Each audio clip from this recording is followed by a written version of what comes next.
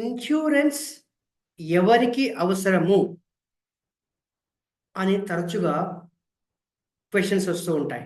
ఈ పాలసీ నాకేమైనా అవసరం పడుతుందా?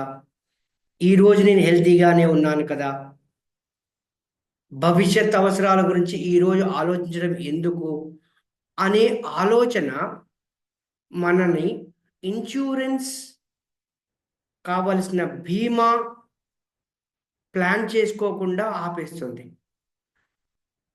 ఈ వార్త చూసినట్టయితే ఇద్దరు డాక్టర్స్, ఒక ప్రైవేట్ హాస్పిటల్లో పనిచేస్తున్న డాక్టర్స్ ఒక వేడుకకు వెళ్ళి వస్తుంటే కారు అదుపు తప్పి డివైడర్ని కొట్టుకోవటం వల్ల డ్రైవ్ చేస్తున్న డాక్టర్ గారు అక్కడే మృతి చెందగా అందులో ఉన్న వైద్యురాల్ని పోలీసులు హుటాహుటిన దగ్గరలో ఉన్న హాస్పిటల్లో జాయిన్ చేశారు. ఇట్లాంటి క్రిటికల్ కండిషన్స్లో ఇన్సూరెన్స్ పాలసీ ఎవరైతే మృతి చెందారో వారి మీద ఆధారపడ్డ వారికి ఒక ఆర్థిక ధీమాను కల్పిస్తుంది. హాస్పిటల్కి వెళ్ళారు, ఇమ్మీడియట్గా హాస్పిటల్ ట్రీట్మెంట్ మొదలవ్వటానికి ఇన్సూరెన్స్ కంపెనీ ఇచ్చే హెల్త్ కార్డుని ప్లస్ గవర్నమెంట్ ఇచ్చిన ఆధార్ కార్డుని మనము హాస్పిటల్ అథారిటీస్కి ఇస్తే వెంటనే ట్రీట్మెంట్ స్టార్ట్ అవుతుంది.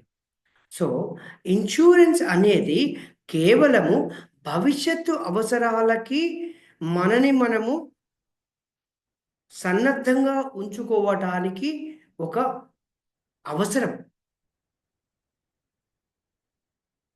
సో మన ప్లానింగ్లో వ్యక్తిగతంగా కానీ కుటుంబ పరంగా కానీ ఎటువంటి ఒడిదొడుకులు జరిగినప్పుడు ఎవరికి ఇబ్బంది లేకుండా ఉండటానికి ఇన్సూరెన్స్ పాలసీస్ మనకి ఒక కొండంత భరోసాని కలిగిస్తాయి. మళ్ళీ వచ్చే వీడియోలో కలుసుకుందాం. మీకు ఈ వీడియో నచ్చినట్టయితే సబ్స్క్రైబ్ చేయండి. Thank you.